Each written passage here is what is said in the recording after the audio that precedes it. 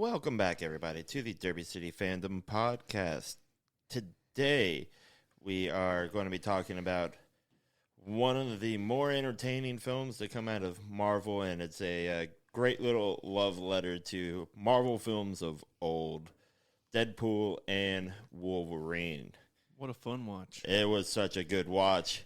But before that, I'm going to do an old segment called This Surprised No One. Acolyte Season 2, not happening anymore. Ha! Got canceled. Oh, no.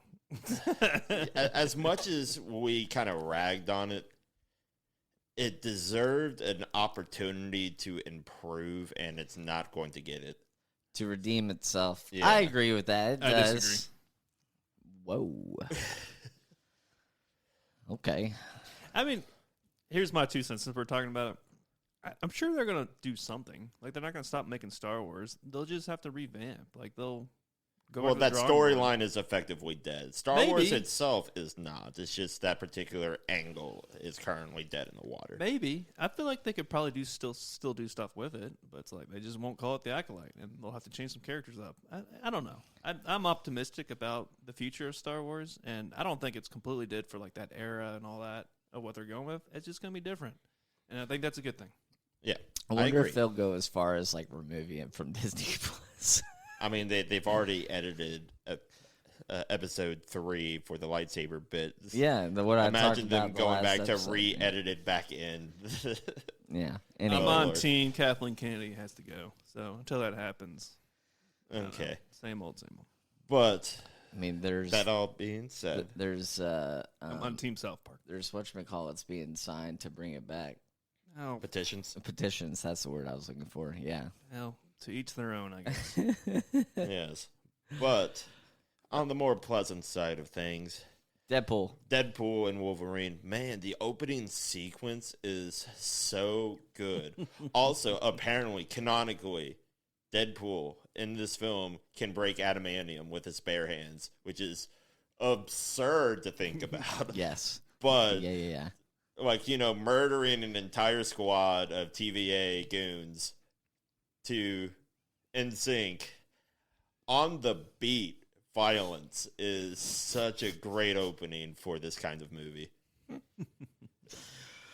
I don't know if it probably is. I don't know if it's because of the movie, but like you see now on like Reels and YouTube Shorts and all that song being played and people choreograph Which one? dance. The NSYNC song or Bye, the bye, Madonna? bye. Yeah, Madonna. No. Well, actually, Probably a little That's bit my of both. new favorite song. My new favorite song is Madonna. So Yeah. I was like, I've been jamming to that the past couple weeks. just so we're clear, that's an old song. So I it's not know. really a new song. I know. It's new to me. It's like that was know. well before I mean, our NSYNC's childhood. old too. I don't. Well, I know. I know. but we were it's- alive for that song. That Madonna song's ancient by comparison. by comparison, for sure. I just think it's funny, and like you all said, I definitely enjoyed it too. But we can go into further discussion about that Sure. now. Yes. Now we start also with some ratings. Now I did look up that the first 2 films are pretty well in the same ballpark from where they kind of initially reviewed at. The first one being like an 8.0 on IMDb. That's The way second- too low. the What's second- wrong with you people? the That's second way too film- low. You guys not disagree for the first one, right? Yeah. I mean, that's one of the films that I could rewatch. I mean, I don't like watch it over and over and over, but like every 6 months, every 12 months, I'm bored. I would throw that one on for like a fun laugh. Sure. 8.0 is way too low. But I mean, it's not a 10. okay, with but your logic, if it was a 9 or 10, you would be able to rewatch it over and over and over again, not every 6 months. Therefore, it yeah, would but be there's in not the many. 6 to 8 There's not many range. movies that I do that. I don't know. Am I wrong, Colin? Like, would you rewatch something that's shit over and over? No, you probably go back to your classic ones that you really enjoy, that brings you some type of joy or nostalgia. I don't know, man. And that has to be higher than 80%. I'm a bit masochistic. If something's crap and it's still like entertaining to watch, like if its quality is bad, I'll watch it again. Yeah, I'm kind of in mean, the same boat with Kenny. Like, if Not something me. is bad, I'll rewatch it, but every now and again, like 6 months or so. But if something is that good, I'll probably rewatch it multiple times a year. You know, like for me, Lord of the Rings, I've easily watched that 20 times this year. And you wouldn't rank it as 80, would you? I would rake in probably 9.5, maybe a 10. Well, that's what I'm saying. If it's Deadpool so good, 1 was not 9.5 or a 10. I'm sorry. and it's not an 80, so Yes. we'll settle in the middle. 80's too low. Right. 9.5 is too high. So to follow that up with the second film, ranks around 7.2. I think that's too low too. I mean, I think the first one's better. Right. I mean, what do you disagree, Kenny? I don't know. The first one's, I would say that the first one's better almost because they were given so little budget and had so little faith given to them by Disney that they just blew it out of the water with what they were able to produce with how little they had. That then when Disney started to like, okay, you guys like, made money like hand over fist at this point, basically with it, we'll give you more budget for like, more actor cameos, better effects, all of this and that, get more expensive things into film. But then Ryan Reynolds is just like, no, that kind of ruins the vibe a little bit. It's the creativity that comes out of like, we can only do so many takes because we're not given the budget to stay here on site for too long. Exactly. So that brings us to number 3. Number 3. Which, according to Rotten Tomatoes, was a 78%. IMDb has it at 8 out of 10. Yeah. So, the first one and the third one being exactly the same, or in the same ballpark. I would put the first one as the best. The third one's a close second, and the second one. So 1, comes 3, in- 2. Yep. 1, 3, 2. I would agree with I that. think I'm in agreement as well. Yeah, for sure. And I give people on the little bit lower score for the third one because the bar is pretty low now. Like they've thrown some crap at us, so like this was a breath of fresh air just to have something that didn't suck. Right. So I give them that credit, but still, I just think it's a little too low. Like we'll go into it. I thought it was a good movie. Oh, yeah. Oh, for sure. Definitely. Great opening sequence. I couldn't agree more with the... I feel like it was more of a throwback to the first one, since the first one had a little... Well, actually, that's not true. The first one was a car wreck on the expressway there, and that wasn't really a dance per se, but there's definitely violence. Right. And so in this third one opening sequence, there was definitely violence and a dance, but I don't know. I feel like there was more violent in the first one than the third one. You know what it reminds me of? Go ahead. It's that opening like dance segment that Peter Quill has in that first Guardians of the Galaxy. He's an where idiot. he's just like enjoying himself, I like, don't think- listening to the music, jamming. Like I don't think anything. it's not beats that Ryan intro. Reynolds doing like the dancing segments. Like that's like an actual like professional dancer. Like that's on record. But it's just the fun kind of goofy gag that's like, okay, Deadpool is like, breaking the fourth wall, like dancing for the camera to the song, doing all of the actual moves in the suit, and it's great. It has that same sort of like, fun, chaotic energy of Peter Quill, just, kicking just random alien rats to, come and get your love. Nothing beats that one for me. I think Peter Quill still takes the cake here. I So love that in intro. a later film, are we going to see Don Cheadle in the background saying to a different character, he's an idiot? He's an idiot. Probably. If that happens, I might just actually get up and walk out. I don't know. I think that would be hilarious. I feel like that'd be like a little Easter egg, kind of. Yeah, A little bit. Just a little bit. just a little bit. It was a fun movie. All right, let's go into more depth on Yes. the film. Time for plot. Kenny, lead us the way. All right. So, at this point in time, we do have the dance sequence and the TVA, but there's other stuff that flashes back. We see Wade throwing a birthday party, being a part of a birthday party with all of his friends that, he kind of casually brought back to life through time travel shenanigans with Cable's device from the second film that he kind of kept and stole, for the lack of a better word. And so all of the X-Force gang and a handful of other people are around to celebrate, and they have a nice little fun moment of him interacting with all the other characters from the other films, right? Yep. Then as soon as he blows out the candle, there's a knock on the door, and lo and behold, Who is it? the TVA and a very, very pompous British man. Mm-hmm. So we're introduced to Paradox, and he's given a chance to become the hero that he thinks that he was always meant to be, to belong, so to speak.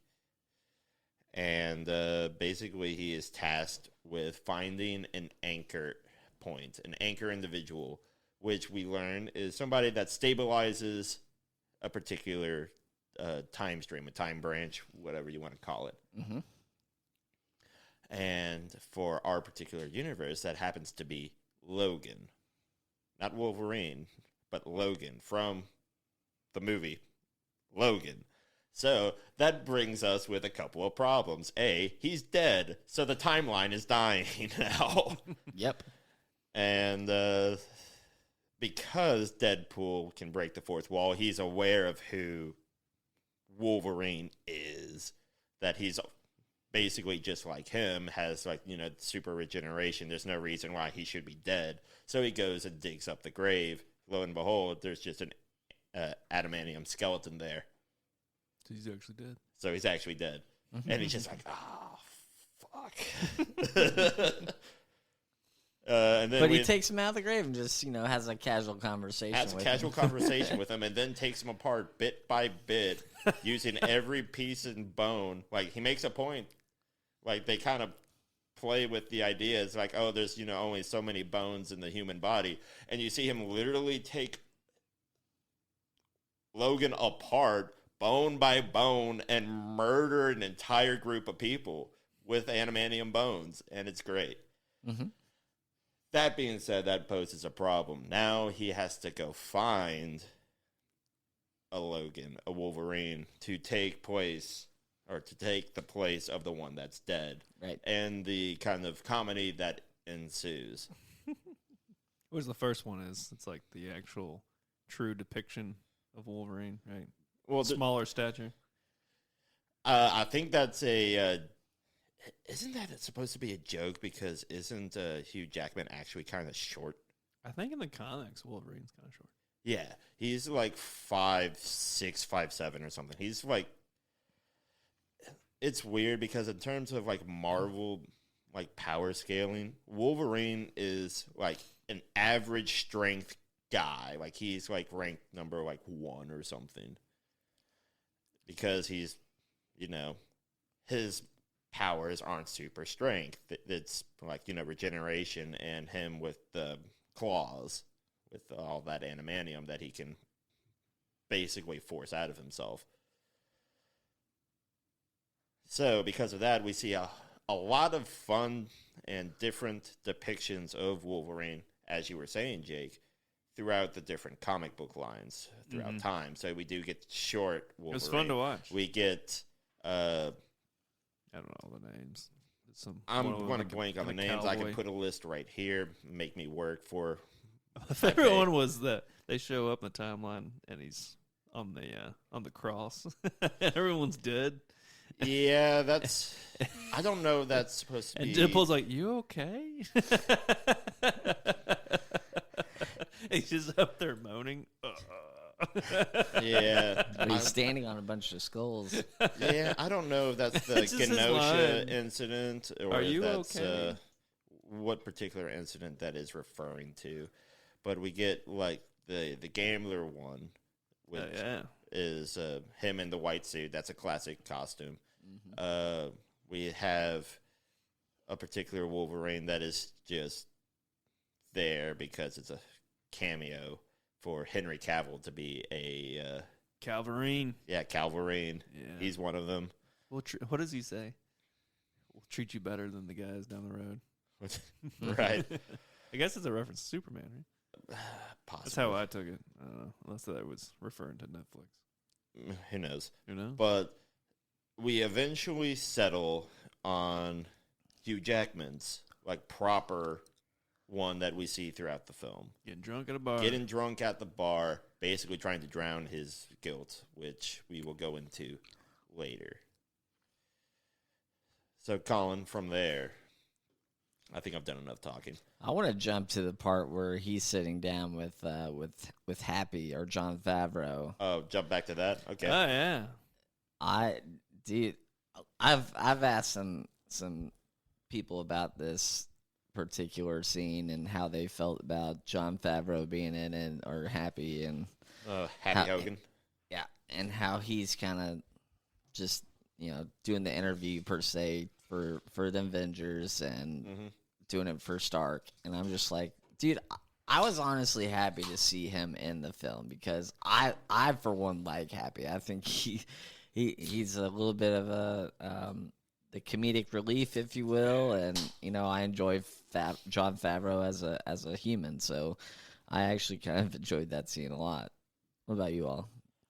I think it plays well into his character that, yes, he is effectively just an elevated butler. Because he was like the chauffeur for Tony Stark. Head of security. Head of security now. Come on. To his credit, he is head of security now.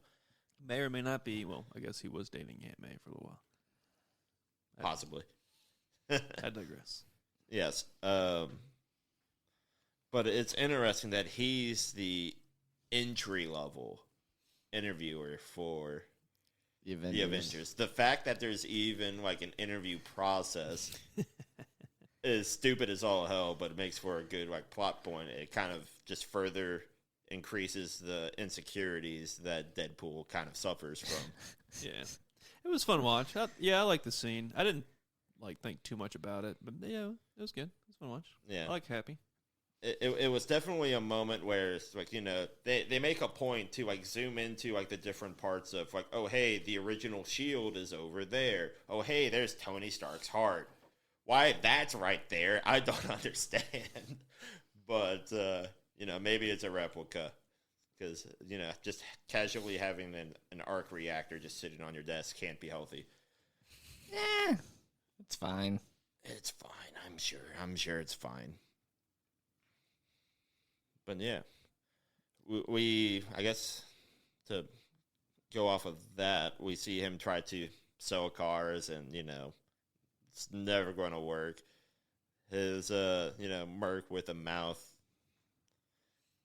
problems of not knowing the correct things to say, I guess, or maybe he does say the correct things. Who knows? He's talking without the filter, even to like a family of 4 trying to buy a like Honda Odyssey.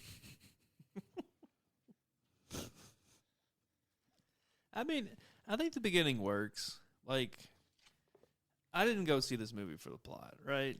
No, you don't. You definitely do not. So it was good. I think they did a good job with building it up, like showing, hey, Wade Wilson, he's struggling, he's going through some depression or trying to find himself, and he's in and out of this relationship and yada yada. So I think they did a good job setting up, and I appreciate that they didn't like dwell too much on it, because obviously everyone's there, they want to see the TVA and Wolverine.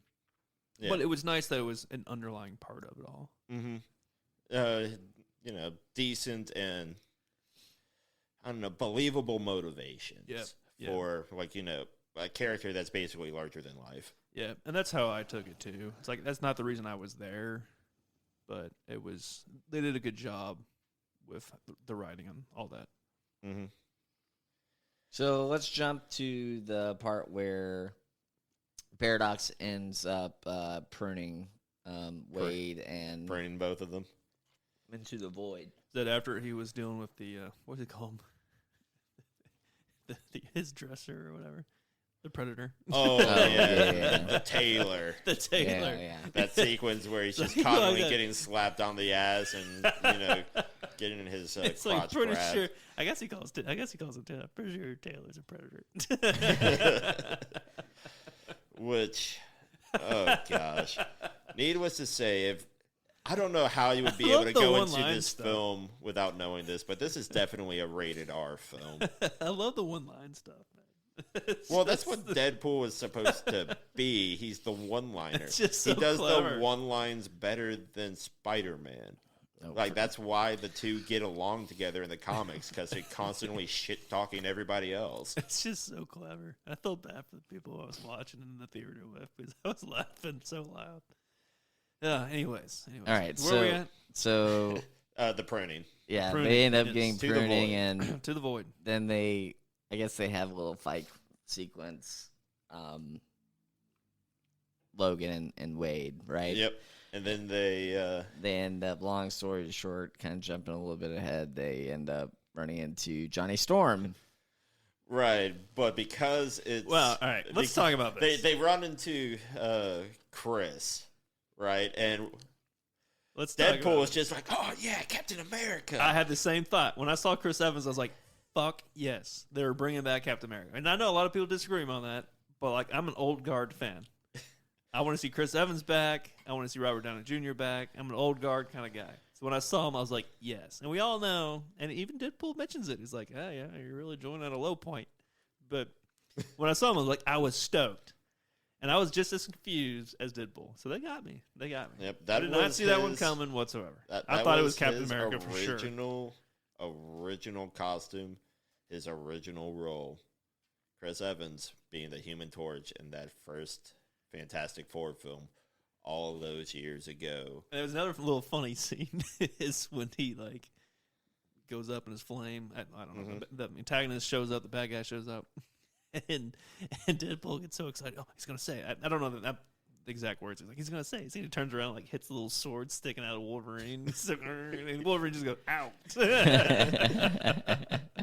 Yeah.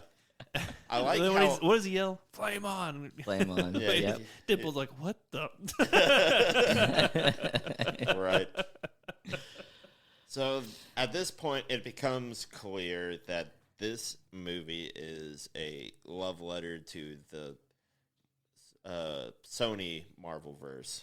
Pretty much. Because, like, okay, the Human Torch is here. And then they bring in Pyro from this X2. You say X-Men Sony? I assumed it was all Fox, but I don't know the 2. Sony, mergers Fox, and acquisitions. kind of of same it all. difference. All right. But we are introduced to all of these old guard characters. Like, the oldest guard of characters for Marvel at this point. We get Reynolds pulled a hell of a lot of strings to get most of like the original X-Men cast to like reprise their roles. Yeah. It's like you got the guy that, like, he even got like the random guy that was the Blob to come back and portray the Blob. You got the original guy that was Pyro. You got the original guy that was Toad, I think. Was Toad. it just Toad, right? Yeah. It's good to see them all. It's good to see Hell, even the Juggernaut, same guy No. from back in the day, wasn't it? Nope. Isn't it? Nope. It's a It's different the guy. one from the second film, right? From the X-Men 2, no. No, from the Deadpool 2, right? Or was it the... No, That's a different one. no, it's I will say different. that, Not but- the same one at all from the X-Men 2 movie. It's that British guy. He plays in a lot of gangster movies and other shit. Yeah, that's Tyler Mane. Not Tyler Mane. It's Sabretooth. No, it's Sabretooth. Sabretooth is in there for sure. That's the same guy, but Juggernaut is a different actor. Yeah, I'm blanking on it. Anywho. Anywho. It doesn't matter. Correct us in the comments. Yep. Name here. There we go. There he is. Aaron W. Reed. Yeah. Yeah, he's a big dude. Yeah, big old boy. Anyways, we're introduced to a character A that... twin. Yeah, the twin Of to Charles Charles Xavier. Xavier. What's her Cassandra Nova. Cassandra Nova Nova. Xavier, There you or go. just Cassandra Nova. Now, she's not terribly well known if you're not familiar with the X-Men comics, but good lord, she's a genocidal maniac. Yeah, I Oh, don't yeah. like how she fucks with people. Oh yeah, that's accurate. By Brains. the Well, way, we're That's missing a little one weird. key. We're missing one key component here is when they end up getting captured by her little gang or whatever, and you see Chris Evans not talk shit, but talk shit. But I guess we find that in the post-credit scene. But he ends up, saying that he was talking shit about her to Cassandra Nova, and he's like, "What? I don't know what He's you're like, talking "I never about. said that." I never said any of that." And so we're all kind of led to believe, like, yeah, no, this is totally Deadpool saying all this shit, and he just wants to fuck best with part is, him, I like, guess. The best part is, like, I took it as Deadpool didn't know, like, he was doing anything wrong. He was just chatting. He's like, yeah, and he Well, was saying this and that. And then all of a it's like sudden, he has No, yeah, no reason 100%. to know what Cassandra is capable of. yeah. So- The Wolverine's like, you just killed that dude. Yes, No, that's what he- she ends up I think doing. at Is the she end- like demonstrates her powers and basically just removes his fucking flesh, And then Wolverine's like, Yeah. just Wolverine goes, what is collapses to the he? ground. He It's goes, just like- we don't know that, guys. Right. I think he also makes a joke that Chris Evans was too expensive, so they gave him a short part. Like, there's a lot of jokes like that where it's just like, if we kept him here any longer, we were going to go over budget kind of stuff. Oh, the references of all this film. Oh, my gosh. Oh yeah, there's a lot. So then she ends up. So moving on. So Cassandra basically kind of, in a way, explains why she's in a void and how she has this agreement, I guess, with the TVA, Mhm. right? And- Yeah, we'll call it an agreement. It's more like, we can't find a way to deal with you, so we're going to send you here. So, do your best to work with Eliath to, keep things relatively in order. Because as we find out, you can realistically just kind of come and go, so long as you have, like, the actual means to. Right. And so we see Eliath in the background, and we haven't seen Eliath since, what, season 2 of Loki? No, season 1, episode Season 5, they make a joke about it. I stand corrected. Same difference, whatever. Which is funny. Also, I'm kind of sad we didn't get to see Loki now that he's had, like, all of his interactions with, like, basically building the timeline tree. Pretty much. But But Yeah, Logan, we'll Logan get to and that a Wade, little it's later. I got some Logan and comments Wade regarding- escape before Eliath can do his thing and consume them, And I so, don't remember. How did they get away? It's in a minute. right? so they find a Sentinel foot. yeah, A foot from one of the Sentinel robots from one of the newer X-Men films. Not First Class, but the second one. Oh, yeah. Okay. was that Days of Future Past? Or Yes, that one. Thank you. Yeah. So they basically hop onto one of those, and they just, like, repeatedly, like, kick it, or Wolverine, like, does something. He punches the thing, and the thruster activates, and they fly off. They're able to escape. Yes, and then we get to meet a very nice pool. I love this whole scene. The upcoming Who scene is gives like them the road basically? He gives them a car to make their way to A Honda Odyssey. trip, the minivan. the Void's Borderlands. Yes. We're also introduced to Dogpool in that particular instance, too. Yeah. Which is this, it's a good dog. It's But not good lord, it's It's an an ugly dog. ugly fucking dog. Right? Which kind of plays into, like, Deadpool isn't supposed to be, like, a looker himself with the, like, the super cancer he has. Yeah. Yeah. So that's part of that as well. But then we have Nice Pool, which is, like, moisturized Fabio hair, just Ryan Reynolds without a mask on. Yeah, and so that was a very, very fun car ride. Oh, yeah. It goes so well funny. for, like, the first couple of hours. And then naturally, because the two can't stand each other, they end up doing their best to murder each other. Yeah. Which, at He this basically- point, I wonder why they even bother trying, because they know they can't kill each other. Which is the greatest thing to watch, right? So everyone knows how this is going to end. All they They're all do going to is- be perfectly fine. And the entire time I was sitting there, I was like, like, how are they going to pull this off? Right? But it's just, the whole thing's just comedic, right? They're stuck in this minivan. They just beat the shit out of each other and the van. And then they got like fun jabs in there, like where he's hitting his head against the radio. Then And you it hear changes stations. it changes the tunes of the Hugh Jackman Greatest Showman. Oh, songs. yeah, You pick up on that? Yeah, some of those were hilarious. playing too. They just beat the living shit out of each other. Then it's just like has the perfect ending. Like the next day was the perfect ending of it all, where it's just they shows Deadpool just all tied up in the seatbelt. Yeah. But then we're introduced to even more Of a throwback? of the throwbacks. The more of the original Sony/Fox Marvel, like first, Dude, I was pumped when like Blade walked like out. Elektra even. Yep. Hell, We get Electro, we get Blade, When we Blade get walked out, I was like, all right. Gambit, and that was it, right? yes. Yeah. So that, dude, I was kind of surprised to see Channing Tatum play. Yeah, I didn't realize there was more to that. Like that whole, I guess there's some backstory behind that joke that he was supposed to be I guess he wanted to be part of the MCU for a long time, but he never could like work his way in. And for a while they were gonna do that character and just kind of fell through. Yeah. But I think there's like more to that story. There That might joke, be. I but- know that Gambit has gotten really popular here recently because X-Men 97. He plays a really big role towards the end of the series. And a lot of people were on Team Gambit for a while. Mm-hmm. So, also, Gambit is supposed to be this like stupidly suave guy with an accent, and Channing Tatum fits that bill. Yeah. Yeah, I didn't understand the accent. I'm glad Ryan Reynolds made a crack at it. Because I was like, what are you supposed to be? Yeah, was he supposed to be French or Southern? I don't know. I was like confused. And I was like, what? Whatever. Yeah. I don't know. Anyways, so they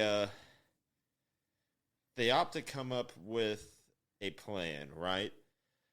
To team up. To team up, but it's hard to get Logan to comply with the idea. But then walks in Laura. Yeah, yeah. Like X-23 shows up from The Logan. the Logan universe, Yeah. which I guess is Deadpool's like home timeline. Yeah. And it's implied that, Blade and Elektra are from the same original timeline as Deadpool. Mm-hmm. I don't know about Gambit. He makes a comment saying it's like, I feels like I was born here. Yeah. So it's just like, Whatever. okay, man. Sure. Whatever. But we then get a nice little heart-to-heart with Laura and Hugh. Yeah, when they're at the fire and When they're at the fire. So about how he claims that he's killed a lot of people, but then she's like, well, actually, you saved a lot of if you kids. saved more than you killed. Yeah, and so that was kind of, like you said, a little bit of a heart-to-heart, and so they end up getting together, and they drive all the way back to their little refuge or whatever, which was a larger Ant-Man. Yeah, it was Ant-Man's skeleton, which is funny because when they originally get taken there as prisoners, he makes the joke. It's like, oh, Paul Rudd's finally aged. Because for a while, Paul Rudd was like the oldest actor in this. He still looks the same. He still I don't know looks how the he same does after it. like 20 years. I don't And get it's it. absurd. His Yeah. genetics are like phenomenal. I don't understand. They make a joke at that, and it just adds to like the fun, like fandom, I guess. The fandom one-liners that are just like, yeah. So they drive all the way up to old Paul Rudd, Yep. and everybody gets out of the car, and we're thinking that Logan's not gonna, or Wolverine's not gonna get out, but he ends up coming out of the trunk, right? Yeah, he's just in the trunk. Yeah. And they play it off like it's some big like reveal, but then it's just like there's no way in hell that the people in the car wouldn't notice he's there because it's the same like bloody beat up Honda Odyssey they had to fight in earlier. Yeah, pretty much. So, wait, so I guess Wade, Logan, and the others go to confront Nova, right? Oh, Right yeah. at that point, and Logan is mentally incapacitated with the Juggernaut's helmet. Is that, am I reaching? No, so that's Kind of jumping ahead, aren't you're I? jumping ahead a little bit. So what's happening is they come up with the idea that since Magneto's helmet is like the only like actual helmet that was able to like really stop psychic powers, naturally Cassandra killed as many Magnetos that came in and melted all those helmets down so that nothing could really like stop her. Right. But then they come up with the idea that okay, the next best helmet is Juggernaut's. Yep. Which is true. That's how it works in the comics. So, thumbs up. Nice little nod that they actually recognize that. So they get to fighting, and basically the others recognize that the only people that can really stop Nova is Wolverine and Deadpool. So the party basically splits, and the main gang, I guess, goes off to deal with Nova, and then all the others are beating the crap out of all the others Fox characters. Yeah. Which, we get the fun line from Wesley. It's just like, these motherfuckers are trying to skate up ice, skate uphill. Yeah, pretty wow, much. that was a butcher. Anyways, it was just like, yeah, he said the line moment. So what? Then I guess they end up getting to Nova, right? They And get up to Nova, and immediately she knocks Wade unconscious for a moment yeah, by throwing him all over the place, and then she begins to get inside Wolverine's head. right. Because we find out that unlike her brother who can do it mentally, she has to physically do it.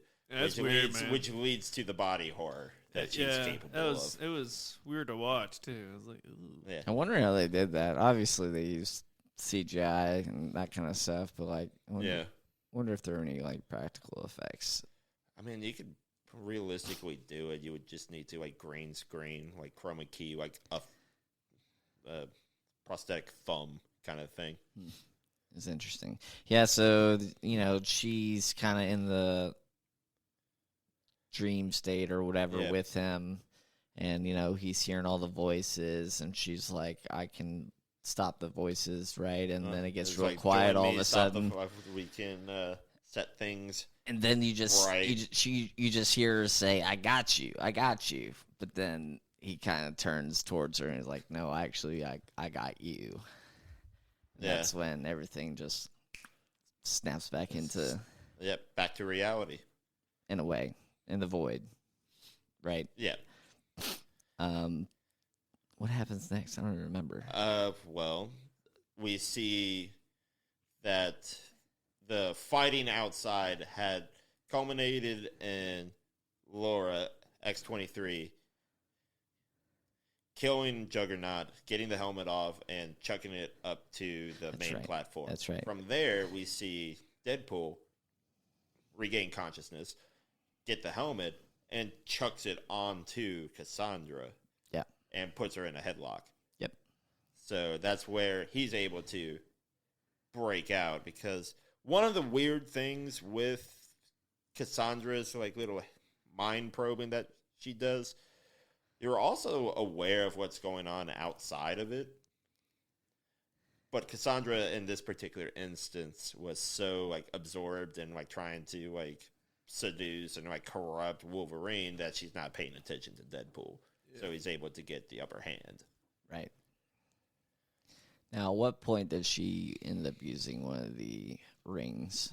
Doctor Strange. So at that point, we see Pyro, betray her. Yeah. Shoots her a couple times, and they come up with the idea that's okay, the only way that we can return to where we're from is with her help. And because of that, we see her basically say it's like, oh, a while back we had this weird little wizard guy come through, and naturally I killed him and wore his skin for a while, which is a power she has. Naturally, of course. And because she's psychic, she knows how to do the magic, and she does. And we see. Why does she? I don't remember. Why does she help him again? Because that was like the half deal that they made, and she becomes aware that there is a time ripper. Yeah. Oh. The other underlying plot that we haven't mentioned is that Paradox is, overtly evil himself, trying to, destroy reality. Because he didn't like, the new management of the TVA. Yeah. Yeah. Right here, yeah. The Time Ripper device Paradox developed to mercy kill timelessness, in which he plans to use on Wade's timeline without permission from his superior, which she ends up coming along later on in the movie. But anyway, yeah. So that was kind of cool. It honestly, when they get to that point where Logan and Wade are trying to figure out, oh, I'm going to go in there. No, I'm going to go in there. You remember that part? Yes, but before then we have all the variant Deadpools show up. Oh, yeah. I'm jumping ahead again. Let's not jump ahead. Like, one of the better scenes of the film is them for sure murdering all of the variants. Yeah. Well, all the variants murder Nice Pool first. Yes, And which then you is see Ryan Reynolds, or you see Deadpool. He's like, "When do you regenerate? He's like, regenerate?" he just coughs up more blood and He's dies. trying to No, save his him. head blows up. That's right. His He's head is blown off. trying to save his body, and he says something. It's like, "Oh, he did." Wolverine goes, "He didn't die. You murdered him." But then they're going back and forth between like a wall, a building, and like whatever they're behind, and using Nice like a Pool as donut a stand. as a human shield. Right. And then all Ryan Reynolds needs to do is hold Dog Pool, and he just calmly walks across. Nobody does anything. Yeah, nobody does anything. And then basically the I would call it a massacre, but nobody actually dies because they're all Deadpool. The only one that died was Nice Pool. But we see them just go through this batch of different Deadpools, which we see a lot of like the more famous variants of them, like Lady Deathstrike. We see Headpool / Zombie Deadpool. Yep. Voiced by Nathan Fillion, the voice actor that does most of the animated Deadpool and the video game. Baby Pool's my favorite, man. Baby Pool was there. Walks out of that pool and just throws his bottle down. Yeah. But we see like a good handful of the different variants, and I was confused, but they showed the Deadpool wearing the Welsh jersey. I was like, Yeah. I don't get it. I don't understand. But then like later on, I read something. It's like, oh, that's because Ryan Reynolds owns that soccer team in he Wales. does. I was like, yeah, that's it. That's the team jersey. I was like, oh, okay. But yeah, but we see them just go on a murder spree, or like a supposed murder spree. The bus sequence was hilarious. Oh, for sure. And then it's just like, okay, so what do we do now? And they turn around, and then you just see all of the Deadpools just do like they're disjointed, like regenerating back to like normal state, whatever their normal state happens to be. And it's just like, this might be a lot more difficult if they also can't die. But yeah, then Peter Pool then Peter shows saves up, the day. Yep. and everybody's just like, yeah, That's Peter. Peter. Wait, you guys know Peter? It's like every Deadpool has a Peter. Oh, So it was one of those moments, and that distracts them enough to go down into the subway where they're doing the TVA nonsense with the Time Ripper, and Paradox tells them, I guess, the bad news / the good news. Like, okay, we can't stop this, but to do so, one of you will die permanently. Like, there is no out healing this, which I would disagree because in the comics they've done that before and they've come back, both of them. So that that's a fandom like I have too much knowledge gripe, but it's just like okay, movie has to movie. I'll let that one pass. I tell you what, man, this is one of the better endings out of all the MCU films that stands out to me. Yeah, And it's just that song, like the whole thing. I know it's a little cheesy. Like I get it. And they do like they show off Hugh Jackson's abs and all that. Like I get it. it's just like yes, finally. But man, I was sitting there like I was just entrenched in the whole thing. I was like, this is awesome. And I think it's just they picked the best song for it. That's why I really liked it. I don't know. Do you disagree, Colin? You just kind of look at me. No, I'm just listening. we haven't talked about it a whole lot. I was just watching that ending scene. I was like, this is really good. I don't know. It was phenomenal. Just everything about it was kind of emotional, but it was exciting. And it was like, I really, it was very, like it was borderline motivational. I don't Yeah, know it's how to like describe both it. characters basically redeem themselves and wanting to sacrifice themselves. But then it's just like, okay, They had like this bond. I don't know. It was so cool. It's what, well, as they put it earlier, it's like God's greatest joke is that neither of them can kill each other, which is a fantastic line. I want to use that in the future. It's just like God's greatest joke is because of blank. But so they basically share the burden of mixing antimatter and matter together to short circuit the machine, and naturally that feedback loop hits Cassandra and she can't handle it whatsoever. Nope. And she explodes into a lot of parts. So when they are together and they're, essentially holding hands, Yep. and when you see all that branching out stuff, Mhm. did that remind you all about Loki when he's taking over and doing all that shit with the timeline and being the one in control of all that? When Yep. you see all the branches growing back and shit, that's what I saw when I watched that scene. for sure. Grabbing the threads of reality. Right. Literally by the hand. Yeah, so that was actually really cool to watch. But, we're under the impression that Deadpool dies. Well, that both of them would Well, have. both of them die. Right. But then, And then, we see them walk out, and it's this whole thing. It's just like, okay, Paradox, time for you to be arrested. yeah, by Yeah, like, Hunter, B something rather, B-15. B-15? Yep, she arrests Paradox. Yeah. And the others are returned to their respective timelines. Yeah. Peter shows up in the Deadpool suit, and Hunter B-15 is just like, damn, you look good in that suit. Yeah. He did. He did. He's rocking it. What do you do after you save the world, Kenny? You go eat chimichangas. That's what you do. Go eat chimichangas on the street with your best boy. And he's just like, will we ever meet again? And naturally, Hugh is just like, probably not. Just throws the garbage on the ground, like straight litters, and just walks off screen. But he can't because he's going to do it till he's 90. Yeah. So he's going to return, y'all.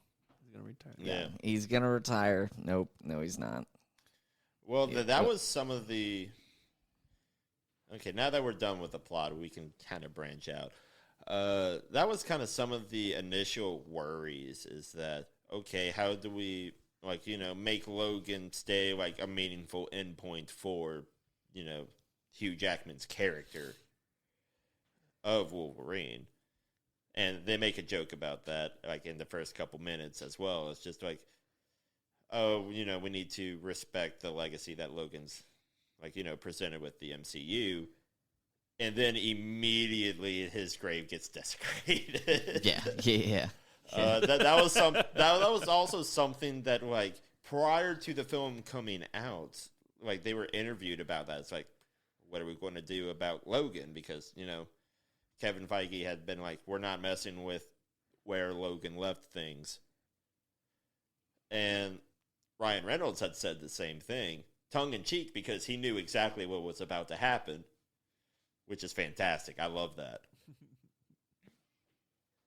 Oh, we forgot what kind of one little thing is Wade and Vanessa kind of like reconcile. A little Yeah, they bit. reconcile. Yeah, so that was kind of cool. Yeah. Yeah, but anyway, then we get to the post-credit scene. I want to talk about the post-credit scene. Yeah. This is going to be mostly you all because I had to leave the theater. Yeah, he literally Duty just called. saw the movie a couple hours ago for the first time. Lies and slander. Oh, what? Oh, my God. Anyways. This movie has been Kenny. out for a couple weeks now, and I saw it like, Ugh. a week and a half after it being out. You probably, what did you see it like opening weekend or some shit? Yeah.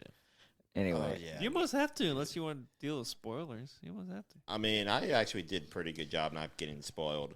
The one thing I missed out on is not getting the cursed popcorn bucket. Yeah. So we end up finding out in the post-credit scene that Deadpool wasn't lying. Deadpool wasn't lying, Johnny and Storm is still he full on Johnny. Yeah. improvised. There was no script. He pretty much just improvised all of that because that was what he agreed to do. Is he wanted to improvise all that stuff, saying that about Nova, Mm-hmm. and he killed it. I thought it was freaking great. It was freaking fantastic. Yeah. All right, I'll say it's not really a gripe. It's not really a disappointment. It was more of like I assumed wrong. So going into the film, I was under the expectation after watching the trailer, they leaned heavily into the TVA, Mm-hmm. right? And I was kind of looking forward to a fresh start, if I can call it that. So we all know, like, Another fresh start for the TVA. no, no, like bigger than that. Like for the MCU altogether. So like even Ryan Reynolds makes cracks at it. It's like, oh man, these timelines are getting confusing. You're at a low point. You're coming in on a low point. Like he makes jokes about it. Like, and the entire audience is thinking it, right? Yeah. Like I'm thinking it. Probably most people are thinking it. Like, where are they going to go with this? Like, what's next? So I don't, and I'm still left to think like, what is next? I mean, they kind of lean heavily into the anchor aspect of it all, but I was a little bit let down. And I know people are probably going to disagree with me on this, but going into, as I mentioned, the trailer leaned heavily on the TVA, and I was just thinking, it's like, oh man, they're going to press a button. Like Deadpool's just going to be stupid and press the button and just like reset everything. And they can kind of go back and do whatever they want. But it seems like they didn't take that out. And it may be a good thing. I don't know. It'd be to be determined. Yeah, but it's a bit early. What I think is going to end up happening is that whatever comes out next is going to have a very hard time trying to follow this up because this just did so well. I think timeline wise, I think they are still going to work in Doom and the Fantastic Four. yeah, well, Doctor I Doom's think definitely that the coming. new Blade got canceled, didn't it? Because they were remaking Blade with a new actor. I think it's been put on hold. Been put on hold. Okay. I don't think it was officially canceled. Because that was the impression I had because they make a joke about it. And Wade Maybe just they like did. stares at the camera. It's just like, Yeah, even Wesley Snipes makes a joke about it. yeah. I'll be the only one. It's like, I'm the only Blade. And good moments. I think we're definitely going to see more a Gambit because there's that one scene where they're in the void and Gambit just finished killing somebody and you see him turning. You can see in his eyes the ring or the fire rings from the whatever the fuck that's called, the sling ring. Sorcerer Supreme stuff. Right. But I don't think they show, I don't remember them showing him actually going through, but I think he's going to come back into, the reality part, and we're going to see more of him. But I don't. That was part of the deal that he tried to make with B-15, that, some of my buddies that helped me get here are, stuck in the void, and, I don't want them to be forgotten.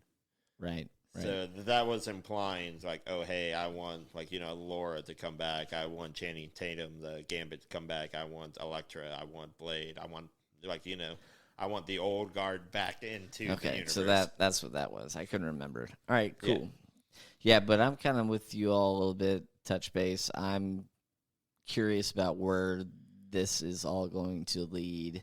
If it's going to lead into Fantastic Four, is this going to lead to the Avengers film or anything like that? And we're going to see Doctor Doom. Obviously, we have Robert Downey Jr. now being cast as Doctor Doom. So that's like, in one hand, exciting, but the other, like, you hear people talking all kinds of mad shit. I'm just like, do you see multiple actors play different characters in the same universe? I mean, Ryan Reynolds, for one.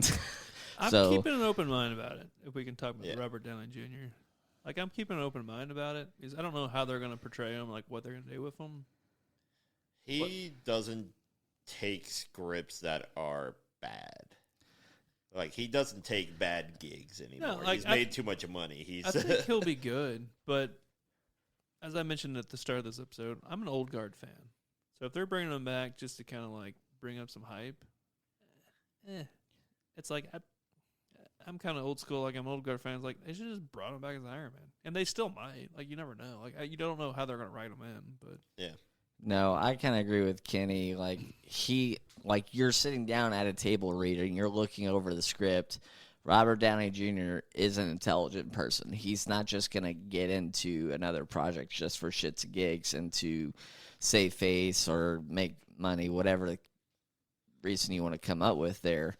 He saw the potential that is in this particular script with Doctor Doom. Mm-hmm. So if he has faith in where this could potentially go, and he trusts the people that are directing this film or films or whatever, I believe in the guy, and I think it'll be an interesting project, and I look forward to it. Yeah. But at the same time, we are on a podcast, and we are going to give our honest opinions when that comes out.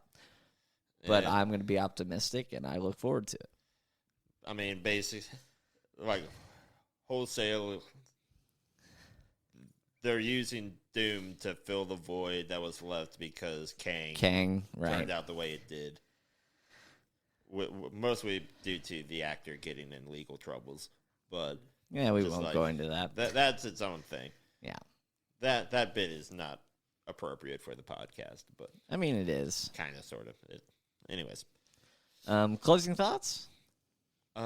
Yeah, if you're looking for a good time, go watch this film. Yeah, it's definitely it's a fan service film. It's a fan service film. Fun watch. It's comedic. I don't know. It's Deadpool. Like, if you grew up watching, like, the early 2000s Marvel, whether it was owned by Fox or by whomever, it calls back to all of them. It's pretty Fox heavy, for sure. Yeah, it's definitely nostalgic for me seeing a lot of the characters that were in that. Going as far back as Elektra, I watched that. Going back as far as Wesley Snipes and Blade and all the shit. Yeah, it's like hell. They brought in like a good handful of the X-Men cast from back in the day. Like, all of these people that have worked with Ryan or Hugh before basically came back for this film. Yeah, a small amount of them, but actually a large amount. A small amount. It's like half the cast. Yeah, whatever. Same difference. Anyway. So as far as scoring goes, I would give it an 8 for sure. I agree with that. Would I give it a 9? No, but probably like an 8.2, and then I'll probably give the first film probably like an 8.1, maybe 8.2. I don't know. It's in that range. But I would say it's 1, 3, 2 is the order for best to worst. Mm-hmm. Yeah, agree. 1, 3, 2 for sure. I don't know, mid-8s. It's hard to determine because the bar is pretty low right now. But I had a hell of a time. I thought it was fun. I think it was a great movie. I could see myself rewatching it. Yeah. So movie was great. The music they paired it with made sense for the character, which is honestly one of the more difficult things to do with a person like Deadpool that is aware of everything, because that's his character trait of being able to break the fourth wall. He's aware that, Hugh Jackman was the greatest showman. He's aware that or nice NSYNC pull was in the proposal, right, and all that. Like, he's aware of everything. Like, that's his gimmick, and to pull that off well is difficult to do because you need to make it kind of like goofy, which is exactly what they pulled off. Which is what they pulled off. In terms of my rankings, yes, I'm going to go out on a limb and say it's 3-1-2, mostly because the first two are tied for me. First film, third film are tied. Both of them are fantastic, and I love them. They're at the same kind of point. So it's like fair enough. First place, third place, I guess. Sure. Fair enough. One of those. Very nostalgic. Well, Jake, where can people find us? YouTube, Instagram, Facebook. There's podcasts wherever you get your podcasts. Are we on Facebook? We might be on Yep, Facebook. we're on Facebook for sure. But Spotify, Amazon, you name it, you can find us there. Oh, yeah. And next time you guys hear from us, we'll be doing our first impressions on the Rings of Power. Woohoo! Not to date the episode anymore, we already have, but I believe that comes out tomorrow, literally. Wow. To date the episode. Okay. Thank you, everybody. Thanks, we everybody. enjoyed you. Thank you so much. Yep. Have a good one.